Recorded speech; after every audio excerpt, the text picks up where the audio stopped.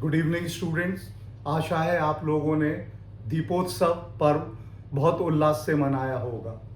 आज 5 दिन के पर्व का अंतिम दिन भाई दूज है। अच्छा, इस पर्व के बाद, दीपावली पर्व के बाद आपका पढ़ाई पर्व प्रारंभ होना है, क्योंकि नवंबर में सेमेस्टर्स के एग्ज़ाम हैं, दिसंबर में भी हैं और इसके अलावा कई प्रतियोगी परीक्षाओं के एग्ज़ाम हैं। इसलिए अब आपको अपनी पढ़ाई में लग जाना है। आज चूंकि भाई दूज है, इसलिए हम भारत में महिलाओं की क्या स्थिति रही प्रारंभ से लेकर और अब तक, जो हम महिला सशक्तिकरण की बात करते हैं, उसके विषय में थोड़ा अध्ययन करेंगे। देखो, भारत में महिलाओं के बारे में हमें जानकारी चाइल्कोलिथिक एज, ताम्रपाषाण काल और इंडस वैली सिविलाइजेशन वहाँ से मिल जाती है। वहाँ पर समाज के लोग मातृ देवी की उपासना करते थे, यानी कि महिलाओं को सम्मान, आदर और दैवीय दृष्टि से देखा जाता था। इसके अलावा समाज में भी उनको एक तरह से खुली छूट रही होगी, क्योंकि हमें एक नर्तकी की मूर्ति भी मिलती है जो ये प्रमाणित करती है कि नाच गाना उस सब में महिलाओं का पार्टिसिपेशन होता होगा। उसके बाद हम आते हैं जब हिस्टोरिकल एज में, तो ऋग्वेद से हमें महिलाओं के बारे में जानकारी मिलती है। ऋग्वेद काल में महिलाओं की स्थिति अच्छी थी और पति और पत्नी, इनको दंपत्ति बोला जाता था। और एक विशेष जगह ऋग्वेद में है कि कोई भी यज्ञ बिना दंपत्ति के पूर्ण नहीं माना जाता था, यानी कि कोई भी धार्मिक अनुष्ठान या कार्य हो, उसमें महिला की उपस्थिति अनिवार्य थी। इसके बाद लेटर वैदिक टाइम्स में, उत्तर वैदिक समय में भी बहुत सारी विदुषी महिलाओं की जानकारी हमें मिल जाती है। अपाला, लोपामुद्रा, विश्वरैया, गार्गी, मैत्रेयी, ये तमाम ऐसी विदुषी महिला थी जिनके प्रसंग और जिनके बारे में इवन उपनिषदों में भी जानकारी मिलती है। वहाँ हमें दो टर्म्स मिलते हैं, अनुलोम विवाह और प्रतिलोम विवाह, यानी कि इंटर कास्ट मैरिजेस वहाँ किसी न किसी रूप में थोड़ा थोड़ा मान्य थी। उसके बाद नियोग प्रथा की जानकारी भी हमें लेटर वैदिक पीरियड से मिल जाती है। उसके बाद जब हम 6ठी शताब्दी ईसा पूर्व में आते हैं, तो जैन धर्म और बौद्ध धर्म,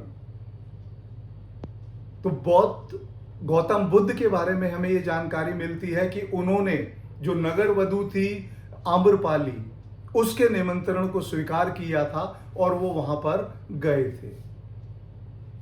गौतम बुद्ध के समय में बौद्ध भिक्षुओं के साथ साथ भिक्षुणियों को भी बौद्ध मठ में शामिल किया जाने लगा।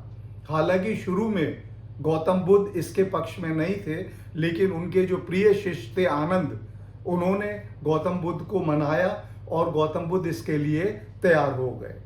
तो सबसे पहली जो बौद्ध भिक्षुणी बनी वो महाप्रज्ञावती गौतमी, यानी कि जिन्होंने गौतम बुद्ध को पाला था, वो पहली भिक्षुणी बनी। यह उस समय भी महिलाओं की स्थिति भारत में ठीक है। उसके बाद मौर्य काल में भी ये स्थिति अच्छी बनी रही, खास तौर से उच्च वर्ग में, क्योंकि अशोक के समय में हमें एक लेख मिलता है, रानी का लेख, जिसको क्वींस एडिक्ट बोला जाता है। कारुवाकी अशोक की एक पत्नी थी जिन्होंने एक स्तंभ लेख भी लिखवाया था।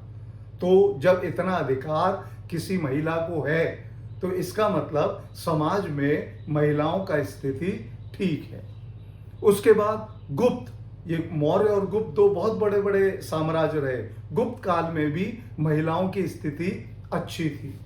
हमें चंद्रगुप्त विक्रमादित्य की एक पुत्री प्रभावती गुप्ता के बारे में जानकारी मिलती है, जो वाकाटक में जिसने रूल किया, उसकी जानकारी भी हमें मिलती है। उसके बाद फिर हमें एक रानी का विवरण मिलता है कुबेर नाग का, यानी कि उस समय रानियां अपने पिता के सरनेम को लगाने में सक्षम थी, उनको कोई मना नहीं किया जाता है। लेकिन इसी काल से हमें सती प्रथा का भी प्रमाण मिलने लगा। सबसे पहला जो हमें अभिलेखीय प्रमाण सती प्रथा का मिलता है वो एक एरण अभिलेख से मिलता है 510 एडी में, जो गुप्तों के समय में हुआ। यानी कि समाज में सती प्रथा भी प्रारंभ हो गई और हो सकता है कि और कुरीतियां भी प्रारंभ होना शुरू हो गई हों। उसके बाद महिलाओं को तो भी उच्च स्थान ही मिलता रहा, खासतौर से एलिट तबके में, क्योंकि पुष्यभूति वंश में एक राजा हुए हैं हर्षवर्धन, जिन्होंने अपनी बहन राजश्री के पति की हत्या का बदला बंगाल के राजा शशांक से लेने का पूरा प्रयास किया और उसे पराजित किया। यानी कि जब आप मिडिवल टाइम्स में आ रहे हैं, इसके बाद आप आ गए मिडिवल टाइम्स में, तो जब तक महिलाओं की स्थिति भारत में बिल्कुल अच्छी मानी जाती थी। इसके बाद सल्तनत काल आ गया, तुर्कियों का यहाँ पर रूल शुरू हो गया।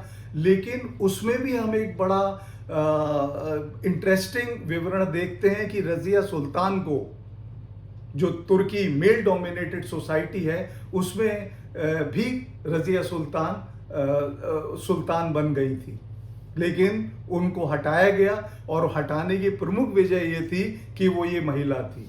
और मध्यकाल में धीरे धीरे महिलाओं की स्थिति कमतर होने लगी, पर्दा प्रथा का व्यवस्था यहाँ पर शुरू होने लगी, ठीक है। और जो हाई तबका है सल्तनत काल में, उसमें इसके अलावा हमें कोई ऐसा विवरण नहीं मिलता। एक आध दो जगह मिलता है कि वो एडवाइजर्स के रूप में थी, लेकिन प्रशासनिक कार्य में कोई दखल सल्तनत काल में महिलाओं का नहीं रहा। और इसका असर नीचे जो समाज है उस पर भी निश्चित रूप से पड़ा होगा, चाहे वो हिंदू समाज हो और चाहे वो तेजी से बढ़ता हुआ मुस्लिम समाज। इसके बाद मुगलों के समय में हमें बहुत अधिक महिलाओं के नाम प्रकाश में आते हैं, जिसमें एक थी गुलबदन बेगम, बहुत बढ़िया राइटर थी जिन्होंने हुमायूंनामा लिखा। लेकिन जहांगीर के समय में एक महिला बहुत प्रोमिनेंट हो गई, वो थी नूरजहां। और साथ ही साथ शाहजहां के समय में भी एक बहुत महिला इंपॉर्टेंट हो गई, जिसका नाम था अर्जुमंद बानो, जो बाद में मुमताज महल के नाम से जानी जाने लगी। वही जब हम दक्षिण की तरफ चलते हैं तो वहां पर एक प्रथा का विकास हुआ जिसको बोला जाता है देवदासी प्रथा। प्रारंभ में इसको रॉयल पैट्रोनेज मिलता था, राजकीय संरक्षण मिलता था, और कुछ लड़कियां मंदिर को या जो देवता होते हैं उनको समर्पित कर दी जाती थी। यानी कि वो जीवन पर्यंत अविवाहित रहेंगी और मंदिर का ही सारा काम करेंगी। ये बड़ी गुणी होती थी, समाज में इनकी अच्छी प्रतिष्ठा थी। और ओडिसी, भारतनाट्यम, ये जो हमारे यहाँ क्लासिकल डांसेस हैं उसमें निपुण हुआ करती थी। लेकिन वहीं से धीरे धीरे यहाँ पर गड़बड़ होने लगी, रॉयल पैट्रोनेज हट गए, मंदिर बहुत सारे टूट गए, उनके प्रबंधन हट गए, तो इन सब लोगों को इन्होंने व्यभिचार में धकेल दिया। तो ये देवदासी प्रथा जो एक धार्मिक रूप से शुरू की गई थी वो बहुत कुरीति में बदल गई। बाद में मद्रास देवदासी एक्ट बना है 1947 में, जिसमें देवदासी प्रथा को हटाया गया।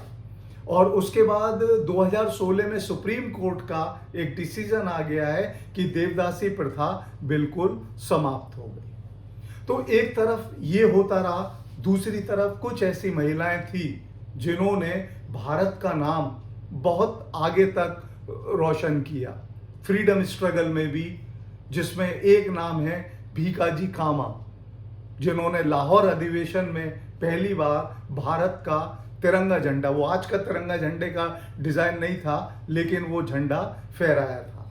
उसके बाद एक और महिला हुई हैं जिनका नाम था कल्पना दत्ता, और ये चटगांव आर्मरी केस, इसमें इन्हें आजीवन कारावास की सजा भी मिली थी। यानी कि महिलाएं न केवल घर से बाहर निकल रही थी, बल्कि वो अंग्रेजों से मुकाबला भी करने लगी। उसके बाद पढ़ाई में भी आगे बढ़ने लगी, और एक नाम आता है कादम्बिनी गांगुली, जो उन पहली महिलाओं में से एक हैं जिन्होंने ग्रेजुएशन पास किया था। और यही नहीं, ये इतनी निपुण और इतनी योग्य थी कि 1889 में जब भारतीय राष्ट्रीय कांग्रेस का अधिवेशन हुआ तो इन्होंने धारा प्रभा अपना भाषण दिया था। उसके बाद एक और महिला का नाम आता है फ्रीडम स्ट्रगल में, प्रीति लता वादेदार। ये अक्सर एग्जाम में पूछा भी जाता है। इन्होंने यूरोपियन क्लब में कई सारे यूरोपियनों की हत्या की का दोषी इन्हें माना गया था। इसके बाद एडमिनिस्ट्रेशन में भी आप देखते हैं कि बहुत सारी जो है महिलाएं, जैसे रानी किशोरी हैं, रानी गैडिनीलू हैं, नागा उसकी थी, नागालैंड की। तो कई अलग अलग नाम उठ के आ रहे थे, लेकिन समाज में महिलाओं की स्थिति धीरे धीरे कमजोर हो रही थी। धर्म के क्षेत्र में भी आप बहुत सारे नाम ऐसे देखते हैं जिन्होंने अपने आप को एक अलग स्थान में सुशोभित कर रखा है, जैसे मीराबाई के अलावा एक तमिल की संत हुआ करती थी अंदल, वो बहुत प्रोमिनेंट महिला संत रही हैं। इसके बाद एक और है, दैट इज अक्का महादेवी। ये जो लिंगायत संप्रदाय है, इसकी बहुत प्रमुख ये संत रही हैं। उसके बाद एक लाल देद, ये कश्मीर की संत रही हैं, जिनका असली नाम लल्लेश्वरी था। तो अब हो क्या रहा था कि समाज में महिलाएं, ऐसा नहीं है कि हर महिला जो है वो नीचे या दबा दी गई हो। महिलाएं जिनमें बहुत ज्यादा गुण थे या जिनको अवसर मिल रहे थे, वो ऊपर आ रही थी, लेकिन धीरे धीरे समाज में महिलाओं की स्थिति खराब होती जा रही थी, क्योंकि समाज पुरुष प्रधान था।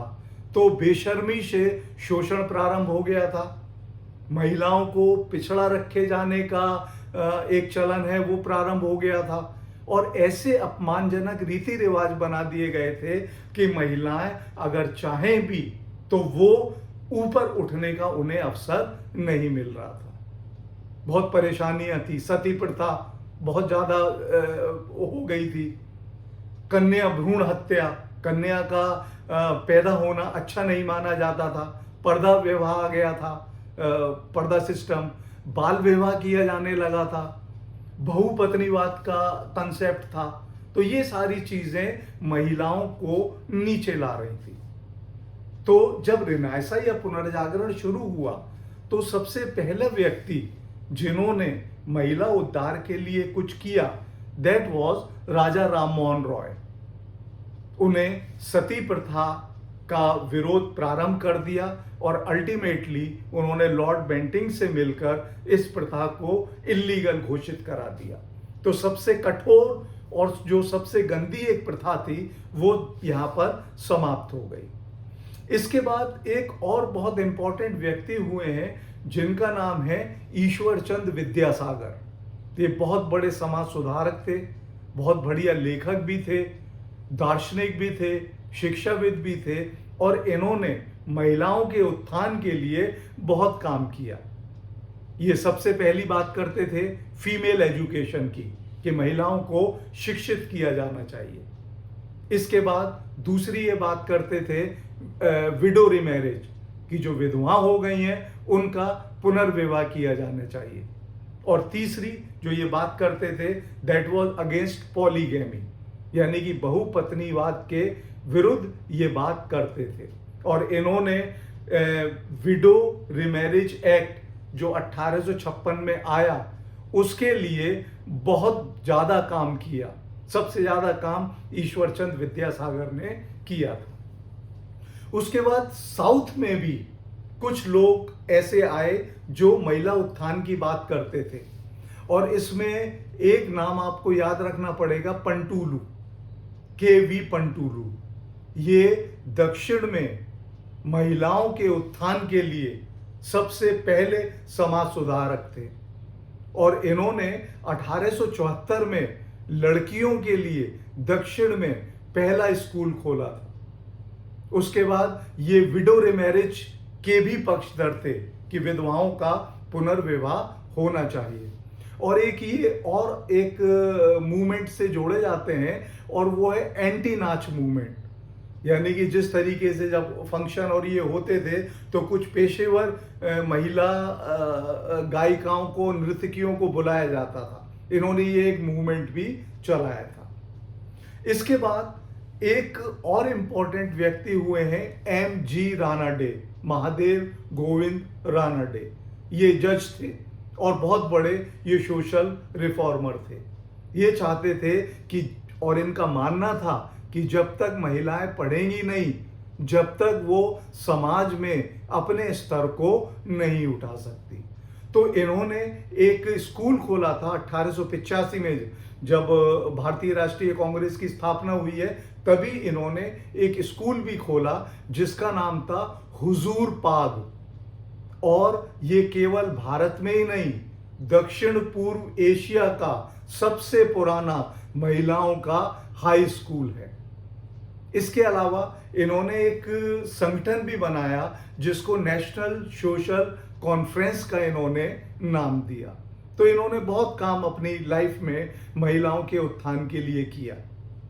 फिर इनकी जो पत्नी थी, जो इनसे बहुत साल छोटी थी, दोबारा से इनका विवाह हुआ था, पंडिता रामाबाई। उनका नाम रमाबाई था, लेकिन उन्होंने महिलाओं के उद्धार के लिए इतना काम किया कि वो पंडिता रामाबाई के नाम से जानी जाने लगी। वो पहली सोशल एक्टिविस्ट हैं जिन्होंने महिलाओं के उत्थान के लिए कार्य किया। 1889 में इन्होंने एक संगठन की स्थापना की, एक ऑर्गेनाइजेशन की स्थापना की जो शारदा सदन के नाम से जाना जाता है। ठीक है, ये जो विधवा थी उनके लिए एक स्कूल था। बॉम्बे में ये काफी चला, इन्होंने प्रचार प्रसार किया और जितनी ये मेहनत कर सकती है इन्होंने किया। इसके बाद 1897 में इन्होंने एक और मिशन चलाया जो मुक्ति मिशन के नाम से जाना जाता है। ये भारत का पहला ऐसा ऑर्गेनाइजेशन है जिसमें विधवाओं को पढ़ाने के लिए कार्य किया गया। तो ये डेवलपमेंट धीरे धीरे होने लगा।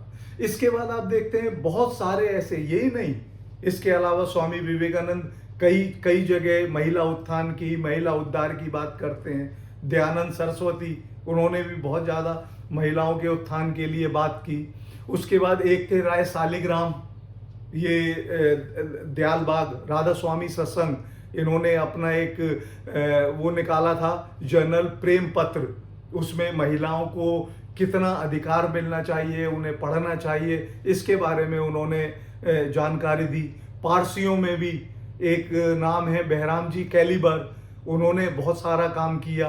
तो बहुत सारे जो समाज सुधारक थे वो महिलाओं की स्थिति को आगे करने के लिए कार्य करने लगे। लेकिन महिला उद्धार के लिए, महिला उत्थान के लिए सबसे लंबे समय तक जिस व्यक्ति ने कार्य किया उनका नाम है D.K. कार्वे।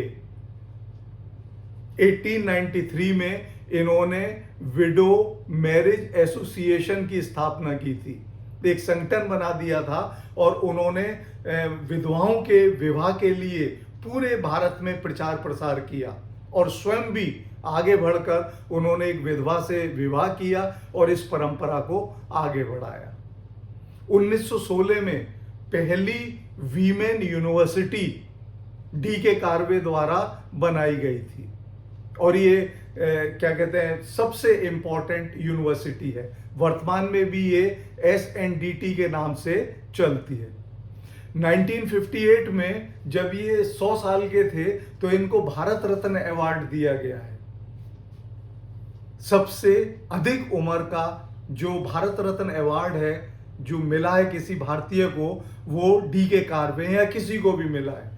और अगर सबसे यंगेस्ट हम भारत रत्न अवार्ड की बात करें तो वो मिला है सचिन तेंदुलकर को। तो ये सारे काम करते रहे, कॉलेजों की स्थापना होती रही, स्कूलों की स्थापना होती रही, विश्वविद्यालयों की स्थापना होती रही, लेकिन कोई ऑर्गेनाइजेशन अब तक बन के महिलाओं की नहीं आ रही थी।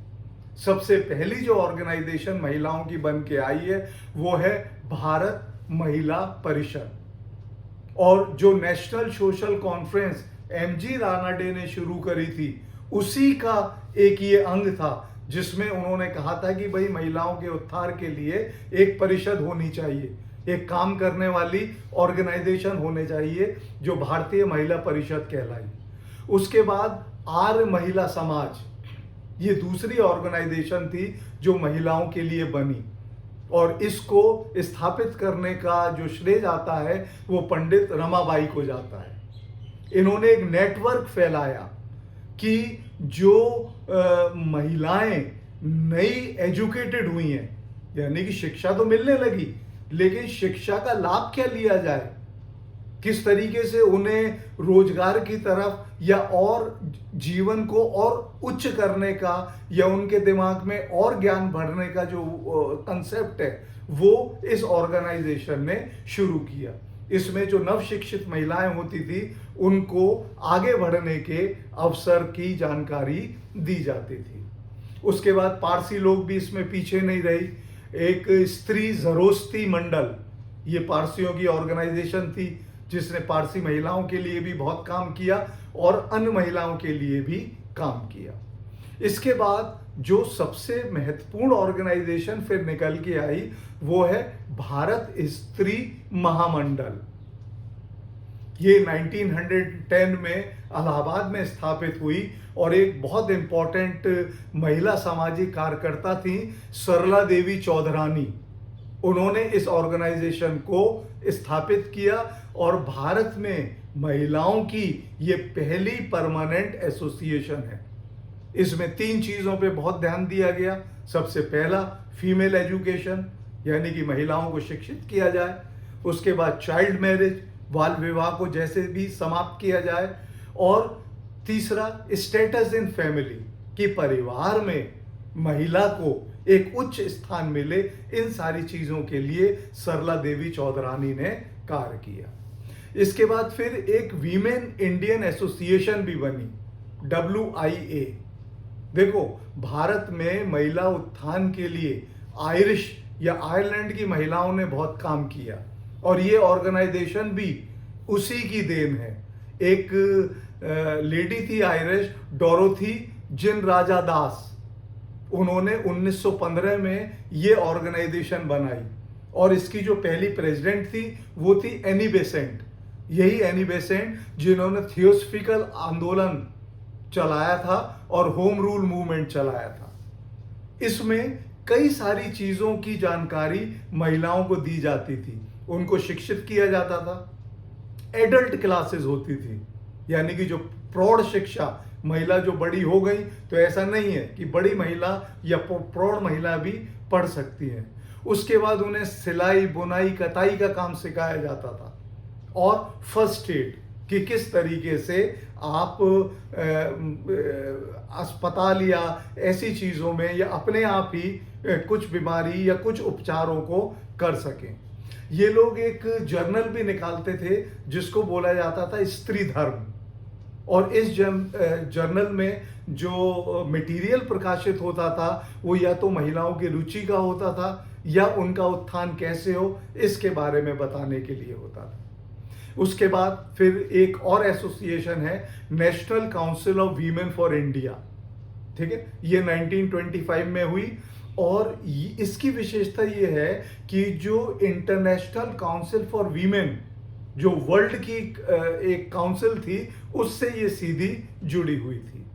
लेकिन जो सबसे महत्वपूर्ण हुई वो है the all India women conference. अगर हम ट्रूली देखें तो ये पहली महिला की ऑर्गेनाइजेशन है जो एस्टेब्लिश हुई भारत में। और इसकी पहली मीटिंग जो है वो 1927 में हुई थी पुणे में। और ये 3 चीज़ों की बात करती थी। एक एजुकेशन की बात करती थी कि महिलाओं को शिक्षित किया जाए, दूसरा बाल विवाह ना हो, और तीसरा पर्दा जो व्यवस्था है उसको समाप्त करने की बात करते थे। ये लोग एक अपना जर्नल भी निकालते थे जिसको रोशनी के नाम से जाना जाता था, और इसका डेवलपमेंट भी एक आयरिश लेडी ने किया था जिसका नाम था मार्गरेट कजिन्स। तो इस तरीके से धीरे धीरे, अच्छा इसके अलावा जो एक्ट्स थे उसमें महिलाओं को राइट दिया जाने लगा। 1935 में चुनाव में खड़े होने का और वोट डालने का ये राइट मिलने लगा। लेकिन फिर भी मैं कभी आपको बताऊंगा कि अगर हम कंपैरेटिवली बात करते हैं तो भारत की महिलाएं यूरोप, अमेरिका तो बाद में ही आया, यूरोप की महिला से बहुत ज्यादा आगे थी। हमें ऋग्वेद या इंडस वैदी के समय में जो महिलाओं को सम्मान मिल गया था वो सम्मान 20वीं शताब्दी के प्रारंभ में आके यूरोपियन महिलाओं को मिला है। मतलब भारतीय महिलाओं को तो भी गर्व करना चाहिए कि समाज में उनका जो स्थान है वो हमेशा से उच्च रहा और रहा। नवरात्रे, 9 देवी, देवी की उपासना जिसको शक्ति माना जाता है, ये उपासना, ये सारी चीजें भारत में जो हुई वो यूरोप में नहीं हुई। पर यूरोप चूंकि तेजी के साथ उसने तरक्की करी, साइंस एंड टेक्नोलॉजी में वो आगे बढ़ा, उसने बाकी यहाँ पर कॉलोनाइजेशन करना शुरू कर दिया, तो वो आगे बढ़ गए। 1947 के बाद भी प्रयास किए जाते रहे कि भाई भारतीयों को महिलाएं जो हैं उनको आगे बढ़ाया जाए। अब लेटेस्ट क्या हो रहा है कि महिला सशक्तिकरण की बात आ रही है, वीमेन एम्पावरमेंट। तो इसके लिए बहुत सारी सेंट्रल गवर्नमेंट ने स्कीम चलाई है जिनके कुछ के बारे में हम जानकारी अभी ले लेते हैं, और ये परीक्षा की दृष्टि से भी इंपॉर्टेंट है। सबसे पहला है बेटी बचाओ बेटी पढ़ाओ। ये शिक्षा को बढ़ावा देने के लिए, महिलाओं की सुरक्षा के लिए और लिंग आधारित गर्भपात को रोकने के लिए है। अब आप इसका फर्क देख लीजिए। 2014-15 में जो लिंग अनुपात था वो 1000 पुरुषों पर 918 महिलाएं थी, लेकिन 2022-23 तक 1000 पुरुषों पर 933 महिलाएं हो चुकी हैं। और इस योजना का एक हिस्सा ये भी है कि कन्याओं के जन्म पे उत्सव मनाना चाहिए, तो ये स्कीम चल रही है। दूसरी है national scheme of incentive to girls for secondary education. इस योजना के तहत क्या होता है कि ये योजना असल में 2018-19 में बंद भी कर दी गई, लेकिन इस योजना में कक्षा 9 में कन्या को 3000 रुपए की राशि दी जाती थी, जो 10वीं कक्षा में वो अपनी राशि को निकाल सकती थी। ये एससी और एसटी महिलाओं या कन्याओं के लिए थी, लेकिन अब ये योजना बंद कर दी गई है। उसके बाद एक योजना है उड़ान, यानी कि जो बच्चियां बहुत होशियार हैं पढ़ने में, विज्ञान को पढ़ना चाहती हैं, आईआईटी की तैयारी करना चाहती हैं, जेईई की तैयारी करना चाहती हैं, तो उन्हें ऑनलाइन पढ़ाई की सुविधा भी है, और जो ऑफलाइन है उनको स्टडी मटेरियल भी दिया जाता है। लेकिन इस योजना का लाभ वही बच्चे ले सकते हैं, वही लड़कियां ले जा सकती हैं जिन्हें 10वीं कक्षा में कम से कम 70% नंबर लाए हों, और फैमिली इनकम जो है वो 6 लाख रुपए से कम हो, और जो उन्होंने विषय लिए हों 10वीं में वो मैथ, फिजिक्स और केमिस्ट्री यानी कि इंजीनियरिंग वाले विषय। इसके बाद फिर है सुकन्या समृद्धि योजना। ये एक तरह से बचत योजना है ताकि कन्याओं का भविष्य सुरक्षित रहे। इसमें 250 रुपए से लेकर 1.5 लाख रुपए तक निवेश किया जा सकता है, और इसका जो इंटरेस्ट है, वो जो ब्याज है वो प्रतिशत ऊपर है। मतलब 8.2% जो वर्तमान की दर है वो चल रही है। और इसकी सबसे बड़ी विशेषता ये है कि इस पे कोई इनकम टैक्स नहीं है, किसी भी तरीके का कोई टैक्स नहीं है। इसके बाद एक है कस्तूरबा गांधी बालिका विद्यालय, जो वंचित वर्ग की लड़कियां हैं, विशेषकर ग्रामीण, जो बहुत दूर दराज क्षेत्र में रहती हैं, जहां कोई पढ़ने का उनका कोई साधन नहीं है, इतनी दूर पढ़ने नहीं जा सकती, तो उन लड़कियों के लिए ये विद्यालय खोले गए हैं, जिनमें मुफ्त आवास भी दिया जा रहा है, मुफ्त भोजन भी दिया जा रहा है और मुफ्त शिक्षा भी दी जा रही है। इसमें 75% जो एडमिशन है वो SC, ST, माइनॉरिटी इन लोग और OBC इन लोगों के लिए है। और फिर जो कन्याएं बिलो पॉवर्टी लाइन है, गरीबी रेखा के नीचे है, बाकी जो वो है उन्हें 25% इसका वो दिया जा रहा है। तो ये हो गई। इसके बाद एक और योजना चलाई, प्रधानमंत्री मातृ वंदना योजना। ये बहुत महत्वपूर्ण है और ये गर्भवती और स्तनपान कराने वाली माताओं के लिए है। इनमें 5,000 रुपए एक मुश्त राशि पहले बच्चे के जन्म पर दी जाती है। अगर दूसरा बच्चा लड़की हो तो 6,000 रुपए की एक प्रोत्साहन राशि भी दी जाती है। तो ये जो है अतिरिक्त राशि उसमें दी जाती है। लेकिन शर्त ये होती है कि जो महिला जिसके प्रसव हुआ है वो अनएम्प्लॉयड होनी चाहिए, यानी कि वो किसी रोजगार में नहीं होनी चाहिए। उसके बाद दूसरा है जननी सुरक्षा योजना।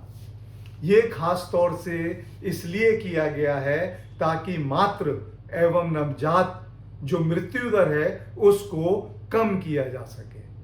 इसमें जो ग्रामीण क्षेत्र होता है उसमें हर महिला को 1,400 रुपए प्रोत्साहन राशि के रूप में दिया जाता है।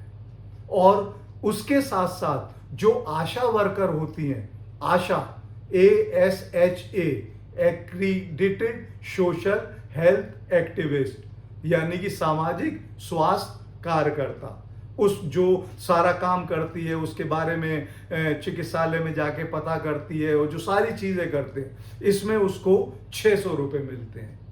जहां तक शहरी महिलाओं का बात है उसमें जो जिसके प्रसव होता है उसे 1,000 रुपए मिलते हैं और आशा जो कार्यकर्ता होती है उसे 400 रुपए मिलते हैं। और इस योजना की विशेषता यह है कि इसमें प्रसव मुफ्त होता है, उसका कोई पैसा नहीं दिया जाता।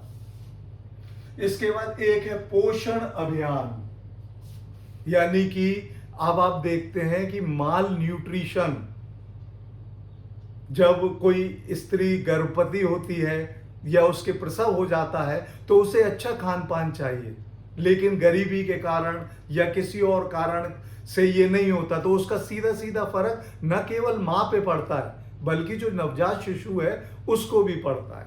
तो ये कुपोषण को दूर करने के लिए है और कुपोषण के साथ साथ ये 2 बीमारियों को दूर करने का प्रयास करती है। एक तो बौनापन, इसी कुपोषण के माने बौनापन रह जाता है, और एक होता है एनीमिया यानी कि रक्त की कमी।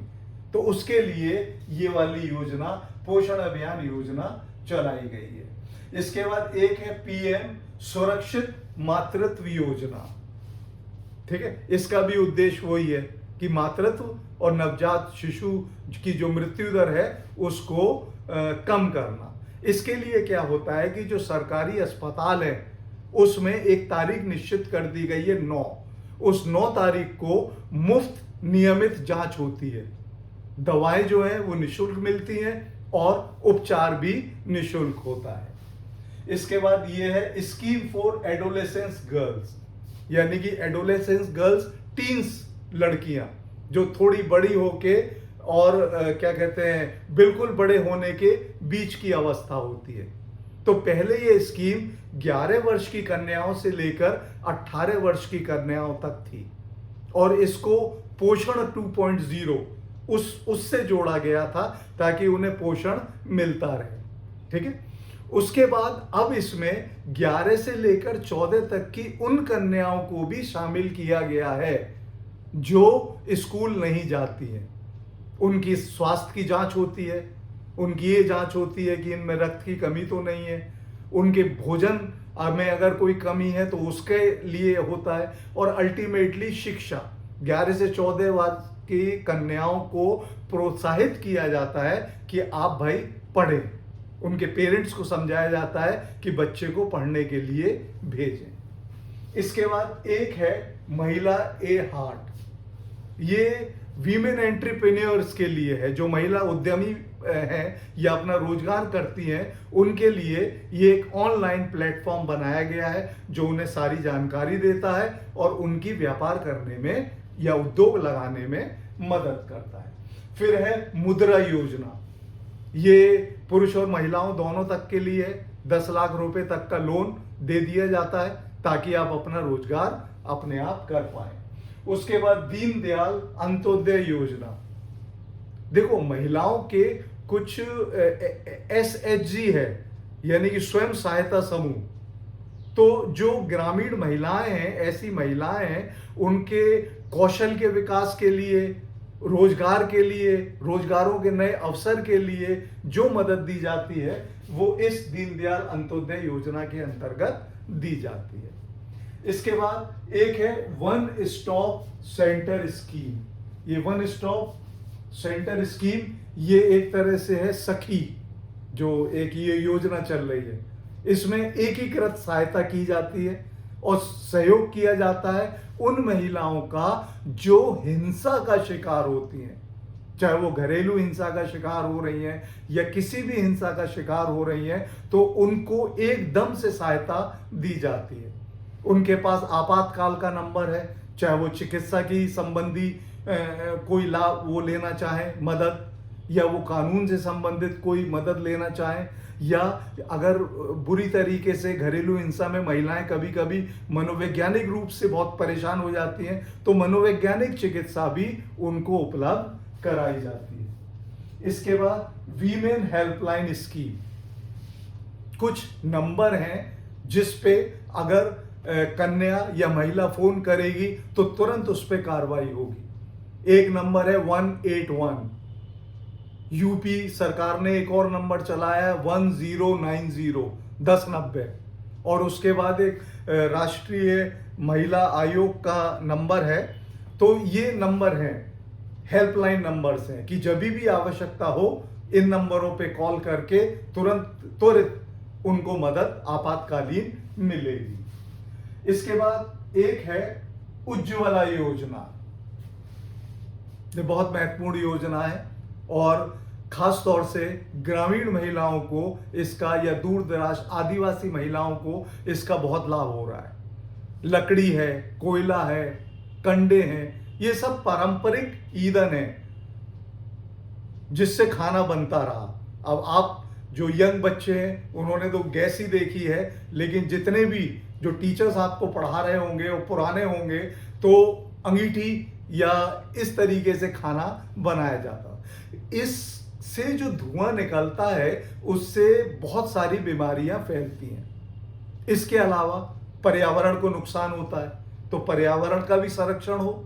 ये जो पारंपरिक ईंधन है इसकी भी जो धुएं की जनित बीमारियां हैं ये आपको ना लगें, इसके लिए मुफ्त LPG वो जो कनेक्शन है वो दिए जा रहे हैं। गैस के कनेक्शंस जो हैं वो दिए जा रहे हैं। इसके बाद एक है निर्भय फंड। ये निर्भय फंड जो है इसके लिए फंड भी प्रोवाइड किया जाता है, और हर पुलिस स्टेशन में एक महिला डेस्क बनाई गई है कि महिलाएं वहां आके अगर उनके साथ कोई समस्या है तो वो तुरंत के तुरंत अपनी शिकायत दर्ज करा सकती है। उसके बाद शी बॉक्स पोर्टल, ये SH के बाद ये छोटा सा शी है, शी बॉक्स, ये है वर्क प्लेस। आजकल महिलाएं पढ़ने लगी हैं, तरक्की कर रही हैं, पुरुषों के साथ कंधे से कंधा मिला के आगे बढ़ रही हैं, और कई मामलों में तो और आगे भी जा रही हैं। स्पेस में देखो, वो देखो, सब महिलाएं अपना, कल्पना चावला, ये सारी चीजें। तो ऐसे में जो वर्क प्लेस पे कभी कभी हिंसा का या और तरीके के परेशानियों का सामना महिलाओं को करना पड़ता है। तो ऐसे के लिए ये जो योजना है शी बॉक्स पोर्टल ये काम आता है। उस पोर्टल पे शिकायत किया जाता है, इसकी गोपनीयता बनाई रखी जाती है, उस केस की पारदर्शिता को बनाया जाता है और केंद्र की निगरानी में उस कार्रवाई का समापन किया जाता है। इसके अलावा एक है महिला सम्मान सेविंग सर्टिफिकेट। ये वो है 2023 से 2025 तक 2 साल के लिए 1,000 रुपए से लेके 2 लाख रुपए तक 7.5% ब्याज पे। इसमें तो पुरुष भी कर सकता था, महिला भी कर सकती है। नहीं, ये केवल महिला के लिए है कि 7.5% उनको इंटरेस्ट मिलेगा। अटल पेंशन योजना, ये 60 वर्ष के बाद मासिक पेंशन, ये मेल के लिए भी है और फीमेल के लिए भी है। उसके बाद पीएम जनधन योजना, यानी कि 0 बैलेंस पे आप अपना खाता खोल सकते हैं। पहले खाता खोलने के लिए 1,000 रुपए जमा कराने पड़ते थे, अब उसकी कोई जरूरत नहीं है। और इसी के साथ साथ 2 लाख रुपए मुफ्त दुर्घटना बीमा के रूप में भी इसमें आपको मिलते हैं। पीएम जीवन ज्योति बीमा योजना, इसमें भी 2 लाख रुपए मुफ्त मिलते हैं अगर दुर्घटना बीमा हो जाता है। इसका कोई पैसा आपको नहीं देना पड़ता है। और इसके बाद है लखपति दीदी स्कीम। ये लखपति दीदी स्कीम जो है, ये स्वरोजगार, ये जो सेल्फ एम्प्लॉयमेंट है महिलाओं के लिए, उसको बढ़ावा देने के लिए है। इसमें बिना किसी इंटरेस्ट के या ब्याज के ऋण दिया जाता है और उसको कौशल विकास सिखाया जाता है। पर इसमें कुछ शर्तें हैं, जैसे आय 3 लाख से कम होनी चाहिए।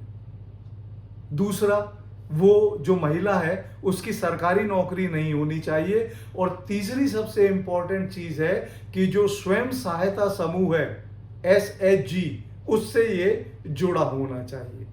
तो अगर ये शर्तें पूरी होती हैं तो 1 लाख रुपए सालाना इस योजना के तहत दिया जाता है। तो इतनी सारी स्कीम्स महिलाओं के लिए अब शुरू हो गई है। महिलाएं मुखर हो गई हैं, वो पढ़ने लगी हैं। अधिकतर विश्वविद्यालय में आप ये देख रहे हैं कि जो रिजल्ट आ रहा है उसमें लड़कियों का प्रतिशत पास होने का वो पुरुष लड़कों के प्रतिशत से अधिक हो रहा है। और हम आशा करते हैं कि महिलाएं तेजी से बढ़ेंगी, साथ ही साथ अपने संस्कारों को बनाए रखेंगी, अपने परिवारों को एकजुट रखेंगी। और अगर ये सब कर पाने में सफल होती हैं तो भारत का जो समाज है उसका भविष्य उज्जवल है। और ठीक है, कल जो है फिर रेगुलर हम लोग अपना जो है मॉडर्न का लेक्चर देंगे। Okay, thank you.